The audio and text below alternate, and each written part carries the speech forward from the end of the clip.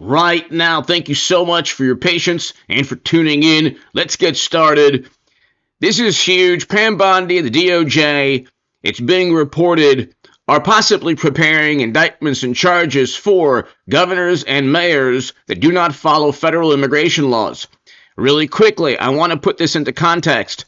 President Trump, in his first term, offered Dreamers citizenship.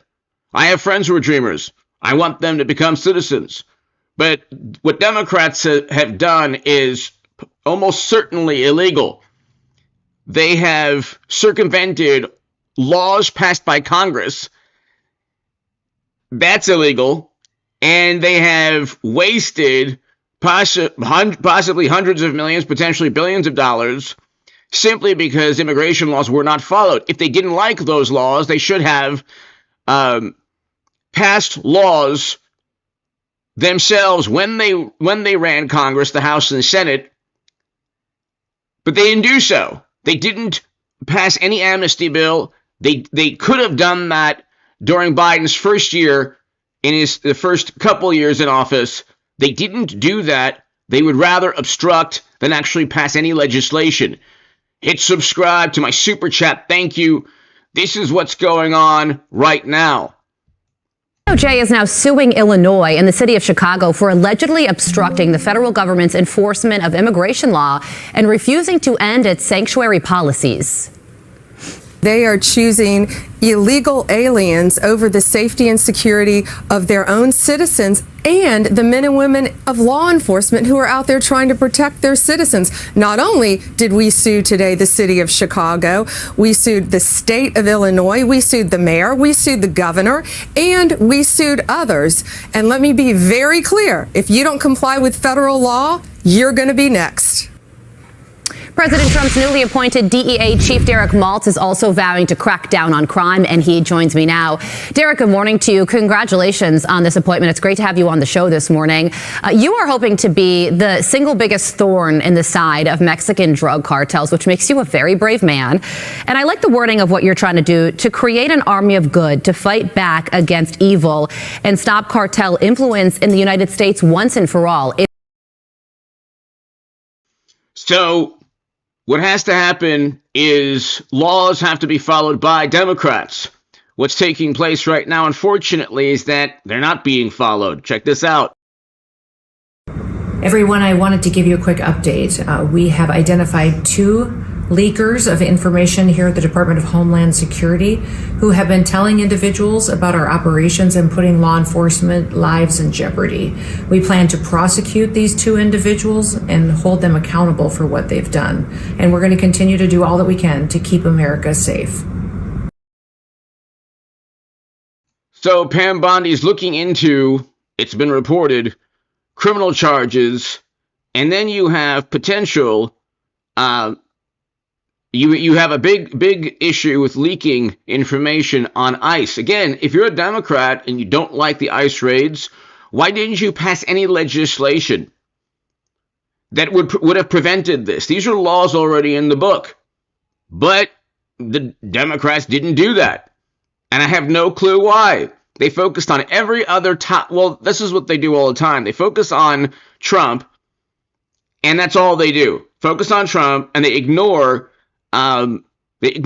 issues that they claim to care about years later.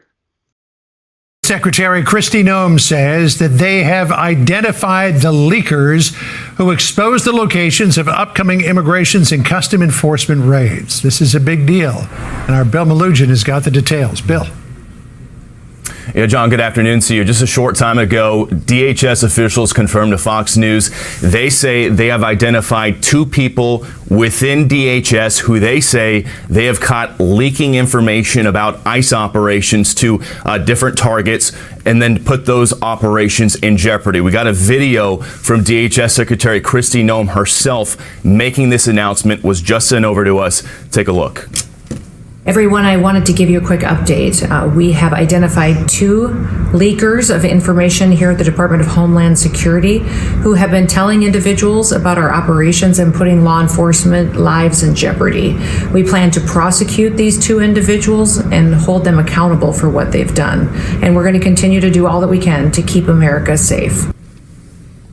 And a DHS spokesperson also sent us the following statement on record, which says, quote, "We are preparing to refer these perpetrators to the DOJ for felony prosecutions. These individuals face up to 10 years in federal prison. We will find and root out all leakers. They will face prison time, and we will get justice for the American people." Now, to that point, we do want to point out that they face prison time, and we will get justice for the American people. So again, Democrats had control of Congress for 2 years, not long ago. They could have passed any legislation they wanted to, protecting the people they claim so much to care about. They should have simply, if they wanted to, do away with laws pertaining to a functioning border. Okay, they just didn't do. They hardly did anything to protect or defend the border. Okay, if that's your value system, if that's your vantage point, then simply claim that is your vantage point. Don't pretend that, like, they said, oh, we need legislation. It was all left-leaning legislation. That's the same reason that they didn't accept President Trump's offer for Dreamers to become citizenship. It didn't do nearly enough to address all of the issues that Pam Bondi and Kristi Noem and President Trump were talking about pertaining to all the problems we have that we can't really go into. I mean, we have like a litany of problems pertaining to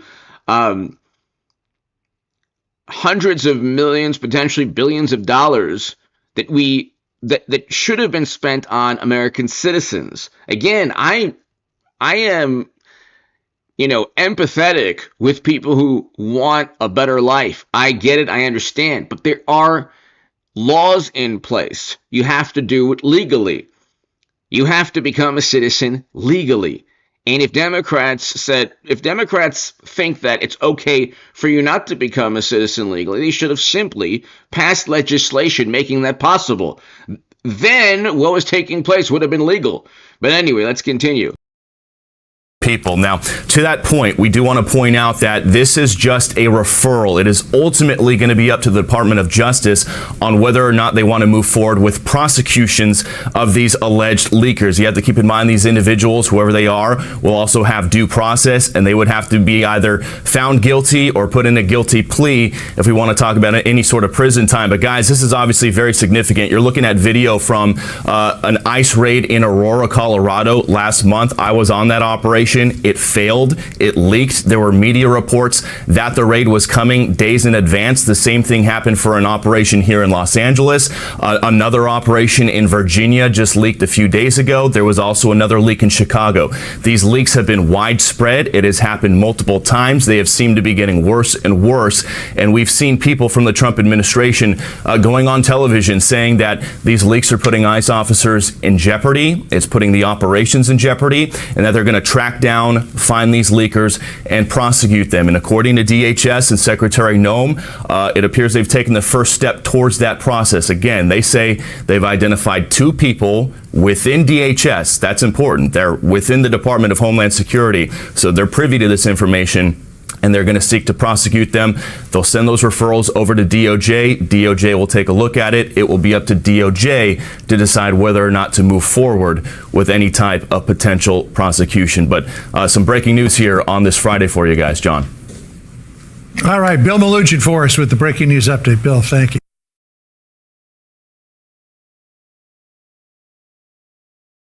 So again, when Democrats claim they care about immigrant rights, they're lying. There's a difference between legal and undocumented. Democrats don't want to accept that difference. They don't even want to acknowledge it. Not acknowledging the difference means that you then don't pass legislation. I mean, they've tried to pass legislation all the time from left-leaning ideologies and perspective. They spend billions, waste billions, we know from USAID, on left-leaning, fringe, twisted ideologies. Okay, very bizarre experiments for, we don't have to get into them. But if they cared about people here undocumented, then they should have tried to pass legislation giving these people either citizenship or a pathway to citizenship. They didn't do that. They simply said, gosh, look at that border. Oh, well, lots of people coming in. And then they gave, whatever their version of stimulus checks or check cards and then hotels, but they didn't pass any laws on a federal level. Why didn't Democrats pass laws on a federal level?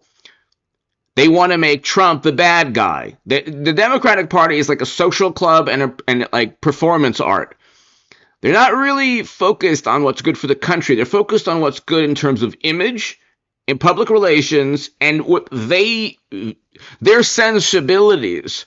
So the fact that Trump and Pam Bondi and Kristi Noem are actually abiding by the laws that Democrats helped pass, that makes them mean and immoral.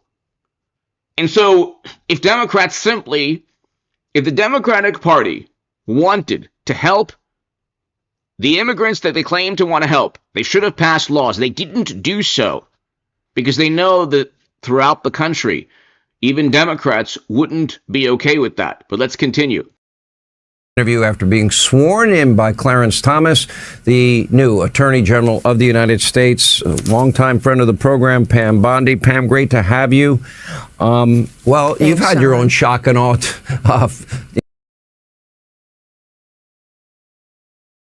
down on sanctuary cities. The DOJ has put a pause on all federal funding to sanctuary cities and states. You filed a lawsuit against Chicago and the state of Illinois for being a sanctuary city. Am I wrong in my interpretation that a sanctuary city is aiding and abetting in lawbreaking? Sean, what they're doing is they are choosing illegal aliens over the safety and security of their own citizens and the men and women of law enforcement who are out there trying to protect their citizens. Not only did we sue today the city of Chicago, we sued the state of Illinois, we sued the mayor, we sued the governor, and we sued others. And let me be very clear, if you don't comply with federal law, you're going to be next. What about those that we now know apparently tipped off the Tren de Aragua gang in Colorado prior to an ICE raid? Obviously, that would be breaking the law. Will we get to the bottom of that? Yeah, Sean, absolutely. And, that risk the lives of our great men and women in law enforcement. I mean, this is horrific what these people are doing to try to destroy our country, truly, and jeopardize the lives of law enforcement and our citizens. And Tom Homan is absolutely right to be appalled and furious. But we will all get to the bottom of this. And, Donald Trump has created an incredible team of people who truly, we were pre-existing friends, so many of us. We get along great and we work so well together. And we truly like each other and we support everything President Trump is doing. And we are all here to protect our country. And that's what it's all about right now, Sean, keeping America safe. My biggest fear, the thing that would keep me up at night, is that we know, because of Joe Biden and Kamala Harris and Alejandro Mayorkas, we have known terrorists in the country, but we don't know where they are. You mentioned the order to go after cartels and work with DHS on that. I'm glad you're doing that. I'm worried about them. I worry about gangs in the country, but we also have known murderers, rapists, other violent criminals. How do we find them? Well, Tom Homan, Stephen Miller, Kristi Noem, DHS, they're doing a great job. And what we're doing with all of our FBI agents, DEA, ATF, all of the federal agents, U.S. Marshals, everyone is going to work together. And they're going to actually prosecute violent crime instead of weaponizing government. And that's what's been happening. And Mazie Hirono is wrong. It's the end of the weaponization of government and getting back to prosecuting violent crime and giving our great men and women the tools that they need in law enforcement to go after these horrific gangs, the drug dealers, the fentanyl dealers who are killing people on our streets every day, and the cartels. And we will do everything in our power to find them and eradicate them in our country. And that's thanks to Donald Trump and the many executive orders that he's issued. I want to ask you, Judge Eileen Cannon, in the Jack Smith case against President Trump and in the documents case, finally kicked the case out of court. It was over because of what she believed was an illegitimate appointment of Jack Smith. And the issue always comes before an attorney general on the appointment of special counsels. What are your thoughts on that? Well, special counsels from here on out in our country will be legally appointed, and they won't be done constantly like they've been done in the past. And yeah, Judge Cannon is a brilliant judge. She followed the law. That will be upheld, and the weaponization of government will end. No more special counsels out there targeting anyone. Yeah. When we talk about weaponization, I would say we didn't have equal justice. So I think that what's going to take place in terms of some type of political, if you want to call it, reckoning. Democrats usually use that word reckoning. You don't need a special counsel. You don't need a special counsel if, for example, anyone's committed a crime. That's why criminal defense lawyers are, hard at work in D.C. I mean, D.C. is a great place to be a criminal defense lawyer now. And they were trending, I think, the other day in that area. But you don't need a special counsel. There's enough criminal activity, very likely, going on around and among the Democratic Party. You wouldn't need a first of all, special counsel takes a while.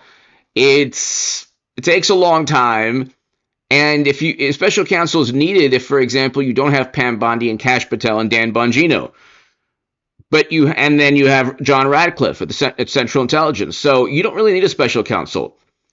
And I think that's the issue here.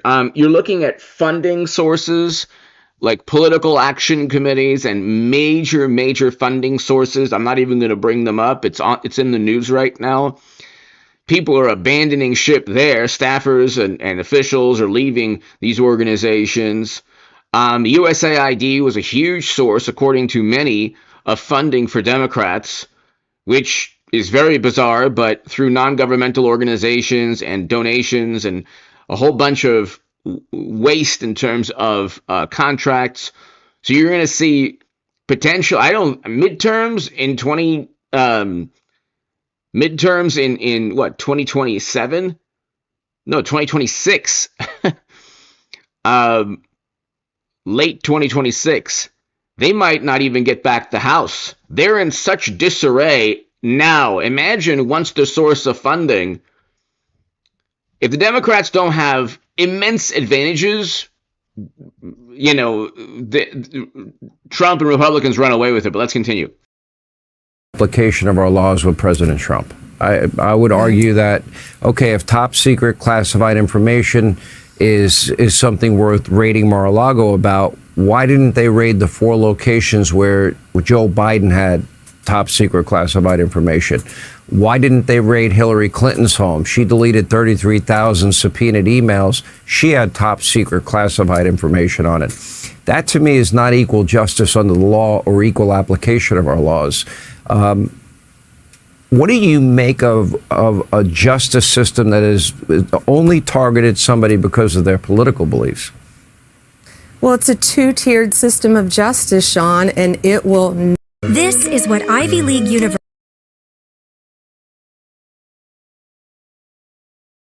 be in existence in our country. Yeah, what Joe Biden did, of course, was he didn't even have the right to take classified documents, and we all know they were sitting in his garage, yet no one chose to prosecute him. They have targeted Donald Trump from day one. We've known this, we've always known this, and that is going to stop. We're going to get back to the core function of what our government, our law enforcement was intended to do: prosecute violent criminals and get them off our streets. Weaponization ends, and it ended the day that Donald Trump took office. And the American people saw that crystal clear because they elected him by a landslide. But, we also saw, for example, I know the value of Mar-a-Lago. It's worth over $1 billion. We had a judge in New York value it at $18 million, which was a joke and didn't care. You have local prosecutors like Alvin Bragg. The statute of limitations had run out on what was a legal NDA put together by an attorney and labeled as a legal expense, and then came up with a novel legal theory to go after Donald Trump. And they got away with that, and nobody on the left seemed to care. And I watched during your hearings and the hearings of others. Now all of a sudden, the left, they never uttered a word. Their silence was deafening about unequal justice under the law. Now all of a sudden, they seem to fear that which they did to Donald Trump might be done to them. Have you noticed the same thing I have? Well, sure. I saw it with Adam Schiff in his hearing. And in fact, he received a pardon from President Biden, which is very telling to me. He received a pardon along with Liz Cheney. They were more worried about Liz Cheney in my confirmation hearing than the crime in California that's skyrocketing. So it's truly remarkable, this double standard that they have been professing and projecting throughout our country. But it has ended, Sean. Let me ask a final question. I believe under Merrick Garland and Joe Biden, the DOJ has been weaponized. With that, there are many, many employees at the Justice Department. They can't say they're going to indict all the people who tried to imprison Trump on nonsense. They can't just simply say, well, we're going to go after these people. So they have to say it. The weaponization is stopped. This is not weaponization. If you commit crimes, left or right, Republican, Democrat, then you do the time. If you commit the crime, you do the time. The problem, however, is that the Democratic Party has had so many advantages, from media to social media algorithms to, you had, beyond loyalists, you had career politicians and bureaucrats running these agencies. And from Clinton's servers to Biden's classified data, everything was leveled at Trump to try to muddy the waters. So Trump never had a classified data issue. That was Clinton with emails, and that was and servers with top secret intel on them, and that was Biden. 30 plus years of classified data nonsense with a laptop. That's why Hunter and everyone around Biden were pardoned. That's why Falsey was pardoned. That's why Schiff was pardoned and the J6 committee was pardoned. They were all preemptively pardoned because they committed crimes. Trump didn't preemptively pardon people. And if he did, you better believe, oh my God, the whole world would be like, oh my God, he's guilty. But see, Democrats have gotten away with so much that it's not hard. You don't need a special counsel. It's very likely, it would very likely be extremely easy to point out specific crimes. They're probably focusing on existing crimes, the crimes going on right now. But this next couple of years is going to be phenomenal in the Trump administration. There were 2 attempts on Trump's life, and they tried to imprison Trump. Everyone around Trump, they tried to torment. Carter Page, George Papadopoulos, and then a whole bunch of other people. Billions in property damage Trump's last year in office. And then you have MSNBC, my God, disparaging this beautiful young man who survived cancer, who wanted to be a Secret Service agent. Trump made him a Secret Service agent. Really amazing young man. And of course, the completely apoplectic imbeciles on MSNBC say, I hope that he doesn't have to deal with Trump's supporters, like in January. And it's like CNN had a fiery but mostly peaceful episode where the journalist was literally in front of a building in flames. And then you had curfews in every major city. Then you had also a mini rebellion in May, that forced Trump into a secret location in a government building, and of course Democrats didn't care. But you had billions upon billions in property damage throughout the country, with thousands of law enforcement officials, thousands of police injured, and Democrats didn't even care. But MSNBC, it's like they live in their own world. That's why they're going to continue to lose. Well, let's continue. That were a part of that weaponization. Did they have an obligation not to participate in it, speak out against it? And if they didn't do so, would that be disqualifying in your mind? Sean, certainly. You have to follow the ethical standards of being a prosecutor, and you have to follow the law. And that's why we have signed multiple.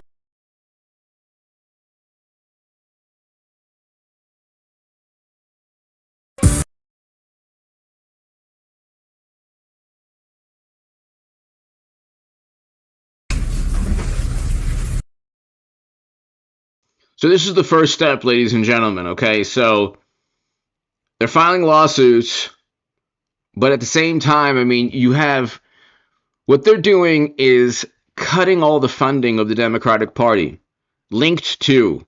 I'm not saying that USAID gives directly, because they're not stupid enough to do that. They're cutting the funding linked to USAID, linked to political action committees, non-governmental organizations, a Byzantine labyrinth, a monstrosity of bureaucracy and honest or legal graft. Okay, what Democrats do and Republicans too, but mainly Democrats, not seemingly illegal. It's initially illegal or honest graft. Tammany Hall used to call it honest graft. But let's continue.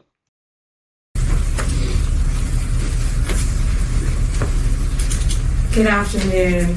I'm sorry we were a little bit late. I was in the West Wing swearing in Tulsi Gabbard, and so I just came straight back here. So thanks for being patient with us with the delay. We're here today because we have filed charges against the state of New York. We have filed charges against Kathy Hochul. We have filed charges against Letitia James and Mark Schroeder, who is with DMV. This is a new DOJ, and we are taking steps to protect Americans, American citizens, and angel moms, like the mom standing right behind me, who you're going to hear from in a moment. New York has chosen to prioritize illegal aliens over American citizens. It stops today. As you know, we sued Illinois, and New York didn't listen. So now you're next. Millions of illegal aliens with violent records have flooded into our communities, bringing violence and deadly drugs with them. With me today, I'm so proud to be joined by Tammy Nobles. Tammy is an angel mom. Her beautiful daughter, Kayla Hamilton, was murdered by an MS-13 member in 2022. Kayla had just turned 20 years old, and she was raped and murdered by someone who should not have been in our country. Yet, he was released, flown to Maryland, where he committed this violent murder. I just want you to hear from Tammy. Tammy represents not only herself and her family, but all of the great angel moms around this country who have suffered because of what the Biden administration did, and it is over. Thank you for having me here today and being able to share Kayla's story. Her murderer was able to come across the border knowing that he was flagged as an MS-13 gang member, and he had a criminal record in 2020 in El Salvador for illicit gang activity. He came over as an unoccupied alien child, saying that he was afraid of gang activity in his country. Health and Human Services called him a nice boy, and he showed age-appropriate behavior. That fell so wrong when he murdered my daughter. He ended up in Maryland, where he was able to rent a room in the same mobile home as her. We thought it was a legit company that were renting out these rooms, but it turned out that it was another illegal immigrant who owned these mobile homes, and he knew Walter from El Salvador. He knew him and allowed him to rent a room with my child. Kayla just turned 20 years old 3 days before she was murdered. Her murderer was only living there for 5 days before he viciously strangled her, raped her, and left her on the floor like trash and robbed her of $6. I have been sharing her story for over 2.5 years to bring change, because this should have not have ever happened to Kayla, and it shouldn't be happening to other families being hurt by the border. Homeland Security did not do their jobs. They did not check his background. You know, they did say that he was processed. So if they processed him, they knew that he was a gang member and still allowed him here. Health and Human Services did not verify the sponsor and allowed him to go with a sponsor that they don't even know if it was his cousin or his aunt. And he was able to leave the sponsor's house to go live wherever he wanted. And I am going to continue sharing Kayla's story to help save others and to bring awareness of what was happening under the Biden-Harris administration. So God bless this woman and her family. And here's the issue that Democrats and morally superior liberals and the progressives and left-leaning communists or socialists in this country don't address. Okay, it is not a rebuttal to say, well, people born in the U.S. commit more crimes than people born outside and come who are undocumented. That's not a rebuttal. That is, there's zero logic there. It's not rational. It's a completely irrational response. You're not refuting anything. Okay. Democrats would erase the Second Amendment tomorrow because they would say that inanimate object existed, and so therefore others were compelled to take lives. So if we just remove the inanimate object and the firearm, therefore lives will be saved. Well, when people are coming in, let's say 95% are beautiful, amazing human beings wanting a better life with kids and families. Okay, or 99%. There is a percentage, unfortunately, that aren't vetted and perhaps have been arrested in countries of origin and arrested for some, terrible, heinous crimes. It could be not only what you just heard, which is the epitome and, of unspeakable evil and of unspeakable evil. It could be a DUI. There are undocumented people who accidentally end the lives of others in DUI accidents.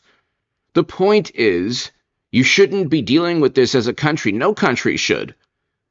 There's the rebuttal that, well, citizens who are born in this country commit these crimes at a lower rate, or if that's the rebuttal Democrats or left-leaning advocates claim, that's not a rebuttal. You're not refuting anything. The point is there's a legal way to become a citizen. There's a legal way to enter a country. End of story. Even if you want to claim asylum, Tom Homan schooled AOC on that. You do so legally through a port of entry, and then you file paperwork.